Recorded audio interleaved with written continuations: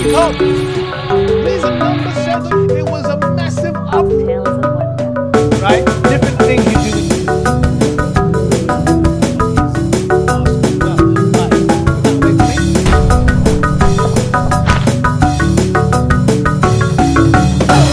IQRA Kids TV.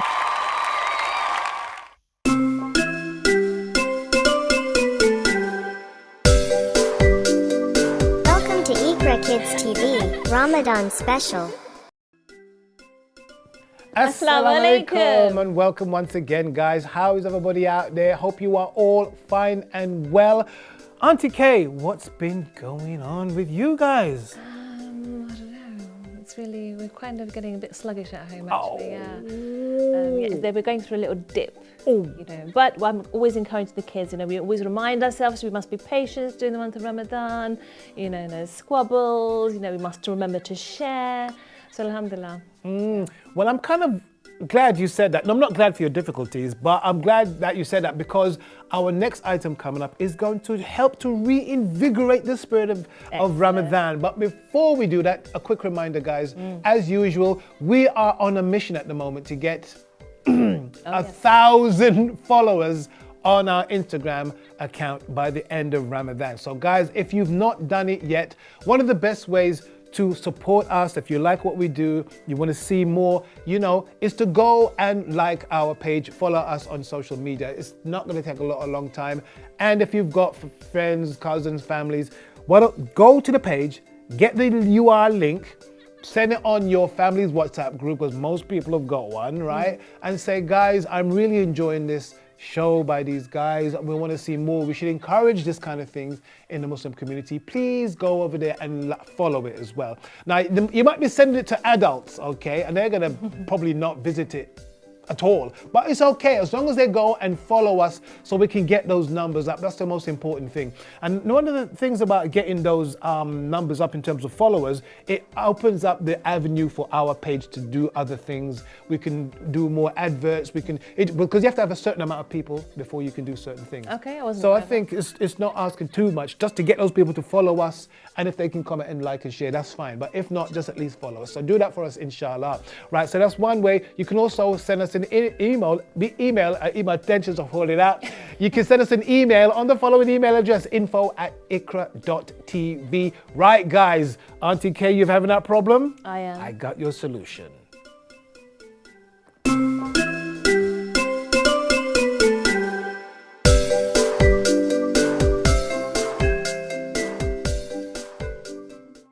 Right, Auntie Kay, you should be smiling. Are you smiling? I am. You call that a smile? Yes. Goodness me. Right, we're going to conclude our 3 parts of ways to invigorate, tips to invigorate your kids if they're getting a bit during the Ramadan period.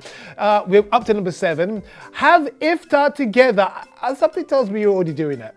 We are. Of course you are, right. Muslim families around the world cook special meals for iftar. Are you cooking meals that they really, really love? Yes. Like Remember the harissa, the soup? Well, Yes. It wasn't me who was cooking it was my daughter who was cooking it. Okay. And they like their fry-ups and so. But what it is, I think, they kind of argue like who's going to set the table. It's good actually. They actually argue as to who's going to set the table up today, or I don't like it set up this way. It should be set up this way. So they have that little squabble, and then I come in and say, come on, girls, you know, let it be someone else today. Sharing is caring. That's good. So you're doing some things to try and, experienced mother here, definitely. Let the kids pick 1 or 2 items for iftar with guidance from yourself, of course. Also, food brings the family together, and helping mom and dad make the iftar will leave a lasting impression on your kids.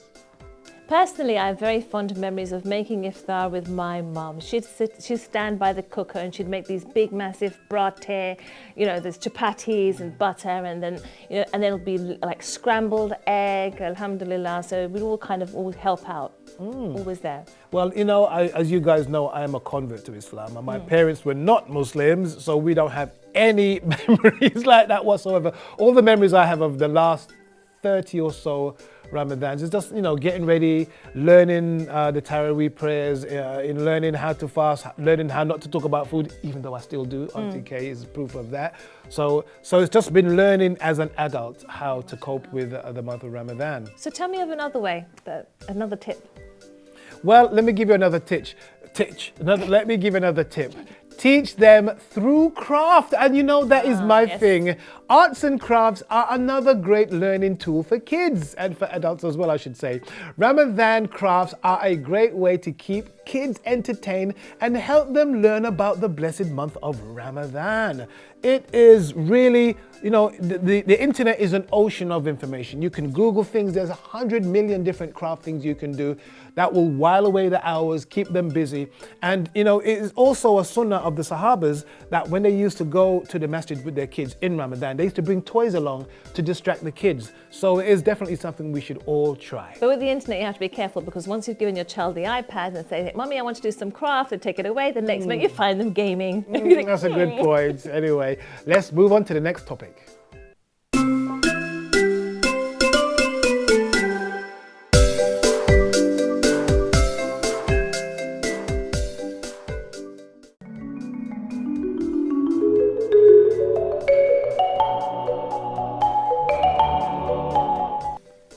This story is called Maryam in Lockdown, and it is written by Tahmina Ahmed. When tiny little germs were invading the air, it wasn't safe for little Maryam to go near. A big illness called corona was making people sick, but staying indoors to be safe was the trick. Maryam was upset as she couldn't go to town, and now she had to be in something called lockdown. But Mummy told Maryam not to be sad, and instead of going out, she could pray with her dad.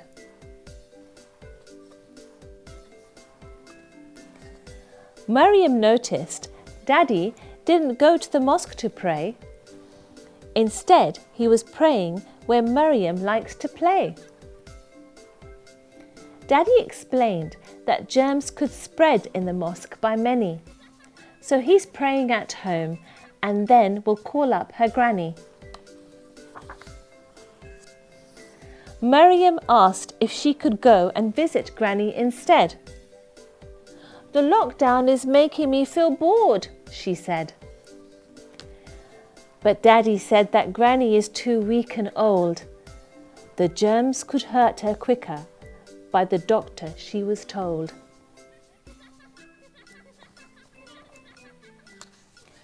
So it was better for Maryam to speak over the phone, and that way Granny would not feel alone. Then Maryam wanted to go next door to play with her friend Musa, who she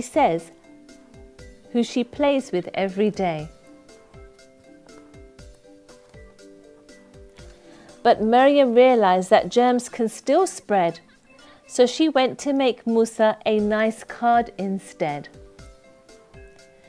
When Maryam wanted to leave her home for fresh air, she played in the garden with her teddy bear. When Maryam was missing her school and friends, she still did her schoolwork and played during weekends. Maryam missed her Arabic teacher, so began to worry. She missed learning her letters and Islamic stories. So Maryam started revising Alif, Ba, Ta, and during her breakfast, she munched on a fruit bar. Happy, yet down, Maryam asked if corona would go away. Mummy said, not for long, inshallah, a cure is on its way. Mummy also said, to Allah we should always pray, that He takes away corona and keeps us safe every day. Then Maryam said she has something very important to say.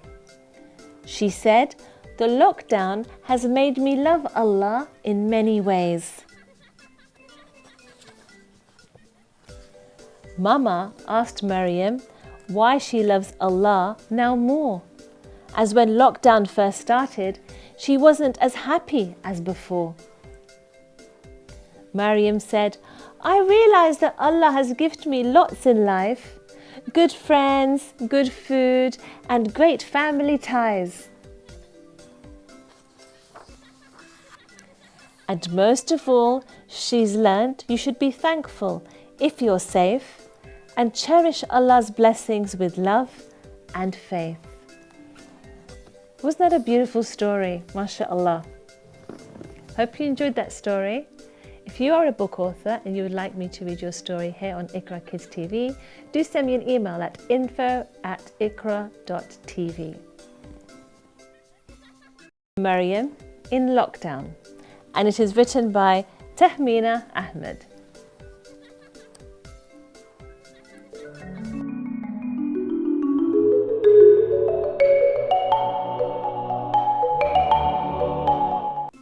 Right, I feel an itch in my hands, and I think that Auntie K might be getting a bit restless because it's time for the Ramadan calendar.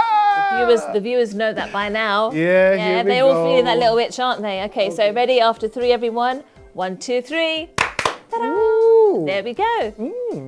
Okay, and so for our Ramadan topic for today,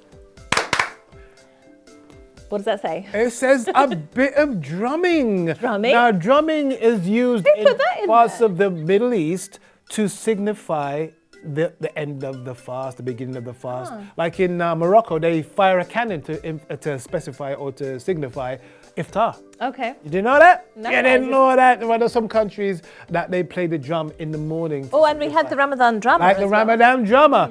So we've got our drum here. So I was thinking, how can we use this on the show? Because I've taught you guys a lot of things about drumming, timing, singing, vocals, all of that stuff. But now we're going to put that to the test. We're going to see if Auntie K can do some drumming.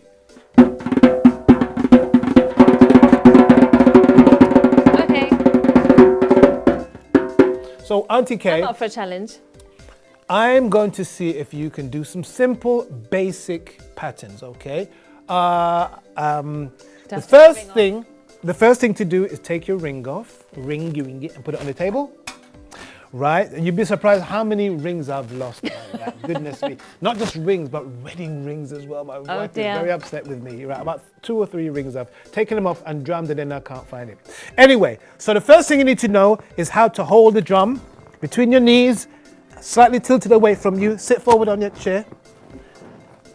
So slightly tilted away from you. That way it allows the sound to come out of the bottom of the drum. If you play like this, you can still hear it, but you won't get the full benefits of the sound. So what we're going to do first, I'm just going to show you some simple things that you're going to try and do first. We're going to do this. In the middle, cup your hand like this. Now for those of you at home who may have drums, imagine that you're catching some water in your palm. See, you're not squeezing your hand, you're just very quite relaxed. Just one hand, Auntie Kay, one hand. But you see how you've cupped your hand? That is how you should smack the middle of the drum. Okay. And when I say smack, I'm not making a mistake. You're actually gonna, you're not gonna go like this. Some people go like this. They don't do that. Go smack or slap. That gets the bassy sound from the middle. But for the middle bits here, the edge, you get that high ping sound. Okay, so I'm gonna give you a simple pattern.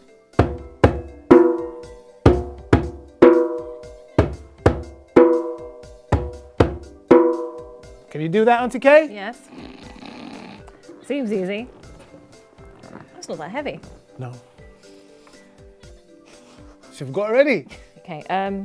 So how do I hold it? In between your knees. Okay, in between my knees. Put your legs up. Put your legs up. No, put your legs up like this. Okay. But a little bit forward.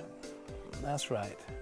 Is that right? Yeah. Is it between? Have you got it gripped between your legs? Yeah. That's right. Okay. And then this hand? No. If you're left-handed, right-handed, it's up to you. No, I'm going to this hand. But do I hold it like that? Yeah. Yeah. Okay. For now. Okay. For now.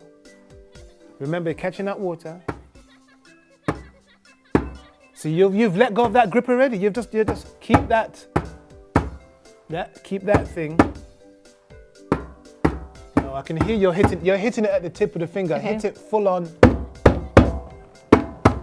That's better.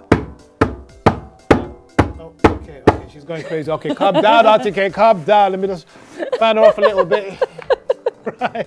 So you're just gonna slap it.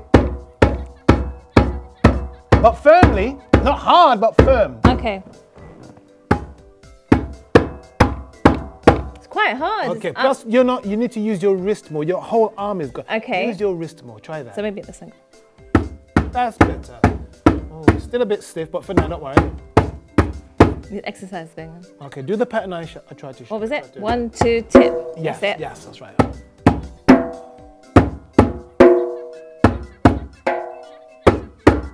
Okay, not bad.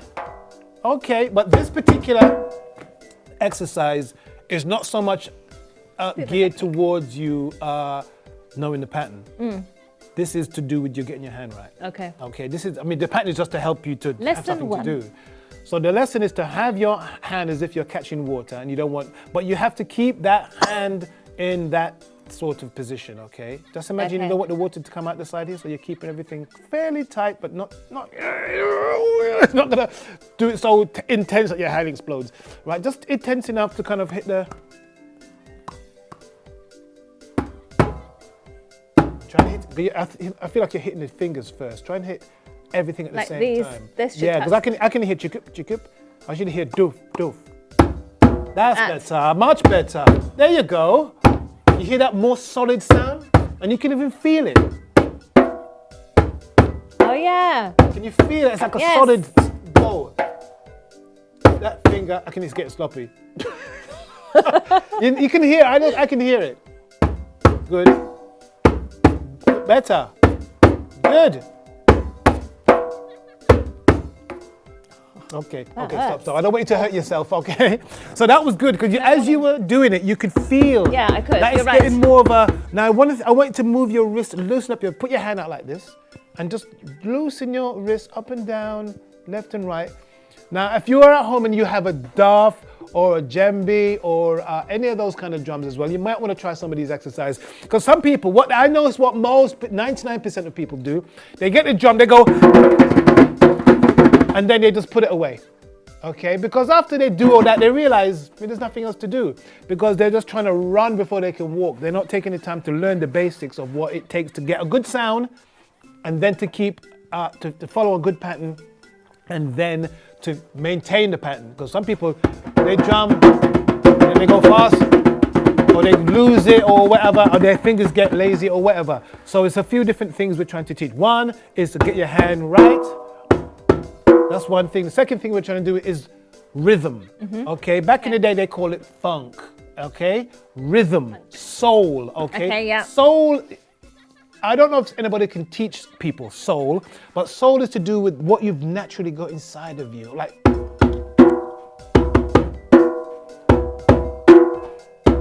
somebody else might play that like this. It's exactly the same pattern, but it's not played with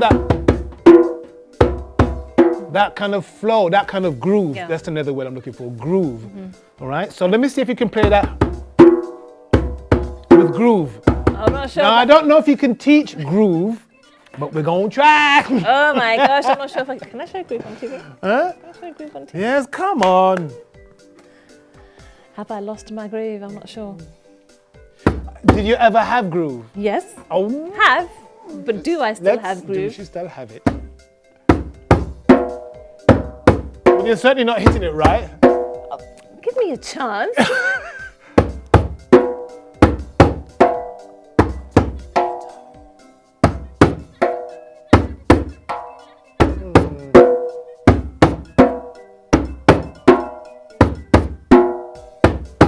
And stop. Right, so no, the groove wasn't there just yet, but it takes a while. If you have got groove and you haven't been using it, of course it's going to be a bit rusty, innit? Yeah. So that's Plus not I'm fasting surprising. today, so maybe I left it at home. Excuses, I'm fasting too, Atike, and I'm like twice your age. Right, so that was one thing. The hand, getting the hands right as well. Now, often after I've been playing, my hands do go red. Let me see your hands. Okay, it doesn't mean it's because I've been hitting the drum hard. And a lot of kids or people, because I deal with more kids, that's why I say kids, They're trying to beat it to death, and it's not what it's about. You can get all the sounds that you want to get, and being very gentle. See, even that, I'm being very gentle.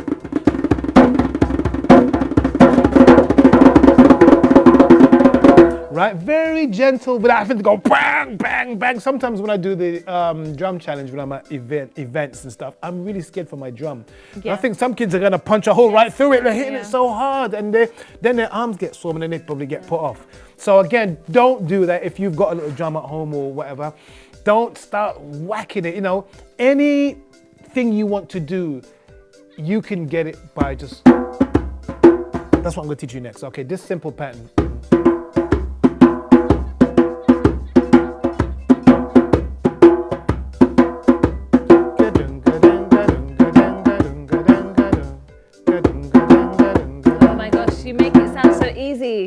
I know. It's not easy. It's like when we do drawing. Sometimes you see something that looks easy to draw, but once you get onto it, it's not. Dunga danga dunga. But what? Cupped hands? Yeah, it's always cupped hands. Dunga, especially at this stage of it. Dunga danga dunga danga dunga danga dunga danga dunga danga dunga danga Dunga danga. Except that one should be hitting the edge. Here. Yes. Dunga danga. Dunga danga. So let's just stop for a second. I think I've got put it. the drum here. Yeah. Everybody copy doing this. Dun-da-da-da, dun-da-da-da, dun-da-da-da. Let's clap like that. Dun-da-da-da, dun-da-da-da, dun-da-da-da, dun-da-da-da, dun-da-da-da, dun-da-da-da. Are you guys doing that at home as well? You should be just having a little go at that as well. That is one of the ways that I'm trying to teach them, just to pick up certain simple patterns. It might sound complicated because of the different sounds, but at the end of the day, 1, 2, 3, 4, it's just 4 beats. Okay. I hope. Now you try the drum now. Try this pattern. Dum ba da da. Dum ba da da. You start with the big. Nope. Yes.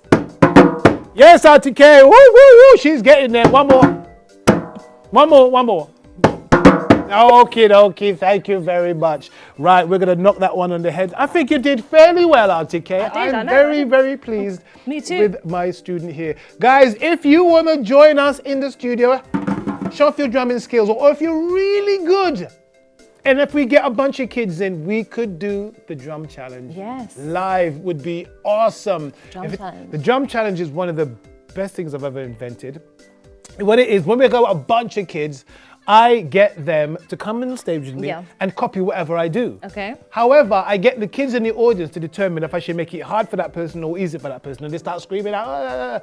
Brilliant. Oh, good. And then once we do it for parents as well, parents doing the drum challenge, kids in the audience. Yeah, but parents seldom want to come on stage. They think I know a few sisters out there. They feel like they're not going to be able to do it, and they're going to make a fool of themselves. So mainly kids, but hardly ever mums and dads come up.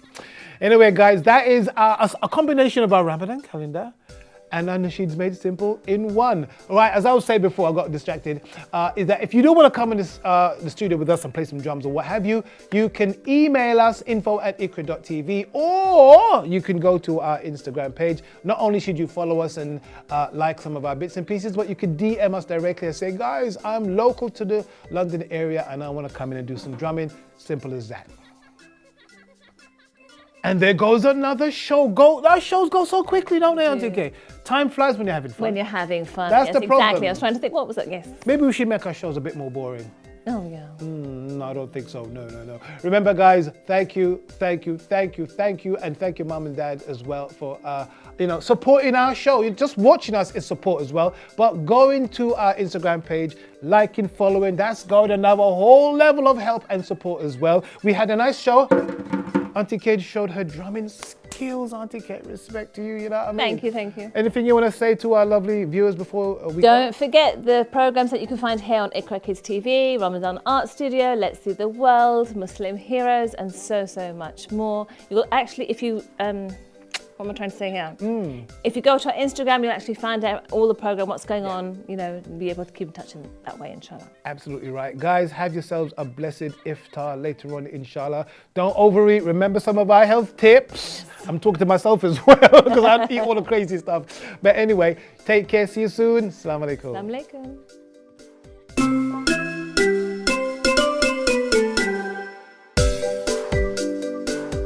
Welcome to IQRA Kids TV, Ramadan Special.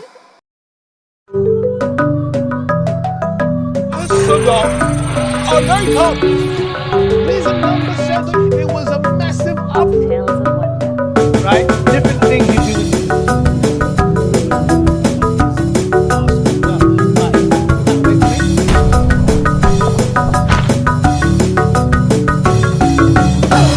IQRA Kids TV.